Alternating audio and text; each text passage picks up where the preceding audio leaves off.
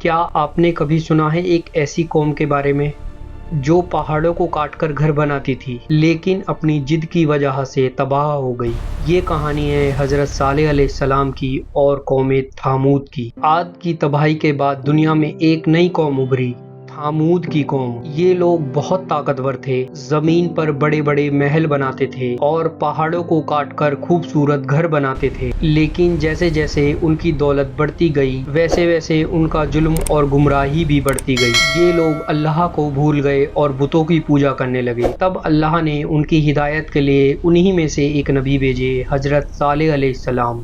وہ سچ بولنے والے، صاف دل اور ایماندار انسان تھے اور اپنی قوم میں بہت عزت رکھتے تھے۔ انہوں نے اپنی قوم سے کہا، اے میری قوم، صرف اللہ کی عبادت کرو، اس کے سوا کوئی معبود نہیں۔ لیکن ان کی قوم نے جواب دیا، اے صالح، تم کیا چاہتے ہو کہ ہم اپنے باپ دادا کا معبود چھوڑ دیں؟ انہوں نے انکار کر دیا۔ پھر انہوں نے ایک چیلنج دیا، اگر تم سچ میں نبی ہو تو ایک معجزہ دکھاؤ۔ انہوں نے کہا، اس پتھر سے ایک زندہ خوبصورت اونٹنی نکالو۔ حضرت صالح علیہ السلام نے دعا کی اور اللہ کے حکم سے پہاڑ کا پتھر پھٹ گیا اور اس میں سے ایک بڑی اونٹنی نکل آئی۔ لوگ حیران رہ گئے، یہ اللہ کی طرف سے ایک کلیئر سائن تھا۔ کچھ لوگ ایمان لے آئے لیکن اکثر لوگ پھر بھی ضدی رہے۔ یہ اونٹنی عام نہیں تھی، ایک دن وہ سارا پانی پیتی تھی اور دوسرے دن لوگ پانی لیتے تھے۔ اس کا دودھ پوری قوم کے لیے کافی ہوتا تھا۔ حضرت صالح علیہ السلام نے انہیں وارننگ دی، اس اونٹنی کو نقصان مت پہنچانا ورنہ عذاب تم پر آ جائے گا۔ لیکن ان کے دلوں میں نفرت بڑھنے لگی۔ انہوں نے پلان بنایا اور کچھ لوگوں نے مل کر اس اونٹنی کو مار دیا، پھر مذاق اڑایا